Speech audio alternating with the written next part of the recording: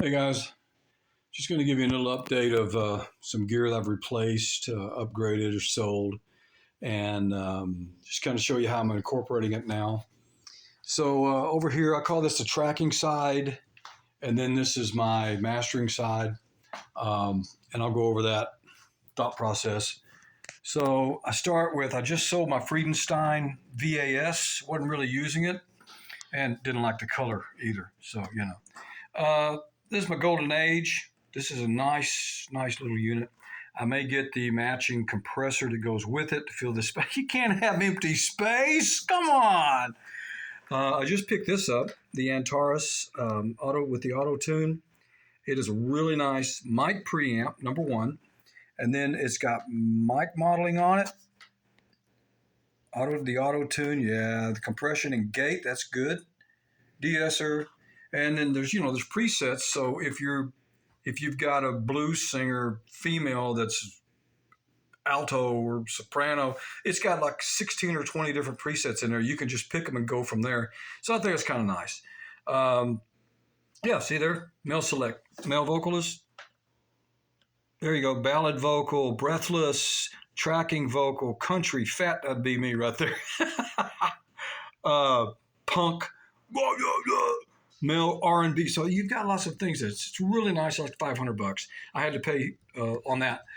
But what I do is I sell off the old gear at Sweetwater, and then as it sells, it goes onto my bank card or whatever you want to call it, my account, and then I just buy gear. So it really doesn't cost me anything. I paid for it once, and then I resell. So I bought these three units. I got the triplets, the FMR, and I got this one. I got all three of them from a guy in Austin, and I guess he was going to digital recording. Good luck with that. He didn't need them, so I bought all three of them for $300, $100 a piece. And if you've looked for these, man, price is just going crazy. So then I got this one. I got this used for like $100. I'm going to tell you where the best place I found. I used to buy everything pretty much from Guitar Center, especially my mics. I would buy them and send them off and get them modified. But to me, reverb's too high. Sweetwater's used gear, it's kind of high. But Music Go Round. That's some of the best priced used gear I've found. Music Go Round. So I just picked this one up a couple of years ago, $120 on Guitar Center. I had this about 10 years ago. And I use this one for drums, but it does have gates. So and I've got it in my patch bay. I got the DBX in the patch bay, so I can use these for anything I want at any time. Just picked this up because I needed more inputs, and it's a 4x4, great price. I did pay new, but I sold some gear, so I made my wife a deal. I won't spend any money on gear. Okay, so yeah, it's got four of them that are close together. Another four outlets are spread apart for wall warts, so that's cool. Now I got this and this, and both these were down here, and I moved them up because they were just in my way. So first thing you want to grab is preamps, right? And then you want graphics, you want some EQ, you want some compression. Then you move up here. And then one thing I am doing, these are all Mogami cables, and I ain't paying retail. 12-inch Mogami cables, $25. No, thank you. I bought a 20-foot Mogami cable, and it was like $50, but I cut it up into pieces, and I made like 13 cables. I bought these tips. I'm pretty good with a soldering iron. I bought those tips, upgrades, not the cheap Radio Shack kind, and ended up paying like $10 a piece. So I got Mogami cables, $10 a piece, and there's a great video on YouTube. A guy is actually measuring the RFI with Proco, Hosa, Monster, and Mogami, and a cheap Chinese. And all the other four registered the same frequency allowance. Mogami stopped them all. They were at like 0. So yeah, that was the seller for me. So there we go. So, in a little project home studio, you got to do everything you can to get rid of that sound. And if you can do something like this and pay $10 a cable, you're on the right path. So then everything I track here, it all comes here. So since I only get one, basically one reverb That's all you get, right? One reverb. You can have one delay.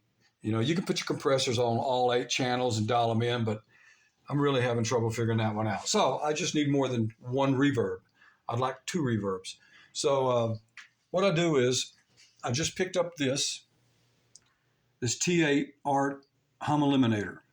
Okay, it's 8 channels, about $170, but it wasn't much more than a 2 channel. So here's what I do. I come out of here, master out, I go straight to 2 of these channels to clean up any hum, 60 cycle, dirty electricity, whatever. Then I start through the mastering. I jump down to the parametric EQs, and then it runs down to this Behringer sonic exciter. I know what you're thinking. Oh man, Behringer. You know what? I've had the BBEs and I've had the aural exciters, but if you don't go crazy with this little unit, it will really give you some nice additional stuff. Don't rely on it to get your tone, but man, especially the bass processor, it'll give you a nice, full, tight bass sound. You can really get a lot out of it. And you can see, just don't go crazy. I'm at like 11 o'clock, 12 o'clock, 1 o'clock, 9 o'clock, 12 o'clock, 1 o'clock. Just don't go crazy with it. It's about $100. Then I got this virtualizer just came in. I didn't pay for it. I sold gear.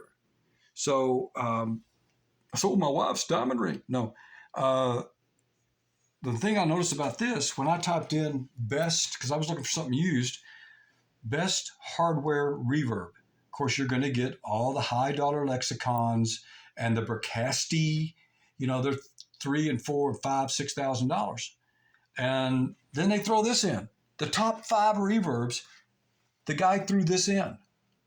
I found another one, the top 15. That guy threw this one in. I said, it's got to be something about this. So what I like about it, they all said that the reverbs are clean, they're clear, they sound great. What I liked about it is you can filter your, like a low cut filter. If you don't want reverb on the kick and drum, anything below say 200, you can just dial it out and it won't apply it. That's what sold me, because I had the Lexicon MX200, really liked it, but if I put a little too much reverb, all of a sudden you heard the kick drum with reverb, and I was like, I can't use that. So I sold it, and I bought this. So selling that, which I had also bought used, paid for this with a couple of bucks left over. So great deal. This TC Electronics Finalizer, yeah. I bought this used, I think with shipping, it was $300. So, and man, it does the job. If you just don't go crazy and just hit something like recall, CD master. What's a CD? Right? Yeah, it's great, man. It just gives you what you're looking for. It pumps it up, gives you a little more a little more volume. So then I go through all that. I get down to here. Then I come out of the back of it. I go back up into 2 more channels up here, just to clean up the potential of any other dirty electricity or hum being induced by these units. Then I come out of this, then I go down to my Denon and record to SD. That's the Denon MK2, then which actually patches up here, and I can listen to, I think this one is my mastering side, and this one is my tracking side. So if I want to hear just what's coming out of this comes straight to the back and feeds just what I've been recording in the Tascam. So that's my setup so far, built around the Tascam 24. Great little unit. I was into computer recording for years, got tired of crashes, death spirals, upgrades, really got tired of constantly auditioning reverbs and compressors. Does this one sound better than the last 25 I just listened? Yeah, done with that. So, this has got a compressor. I still hadn't figured out how to pull that in. But yeah, there's a tweak going on there. But I got plenty of compressors that are better than this one anyway. So there you go, guys. Thanks for tuning in, and I'll be bringing you more later.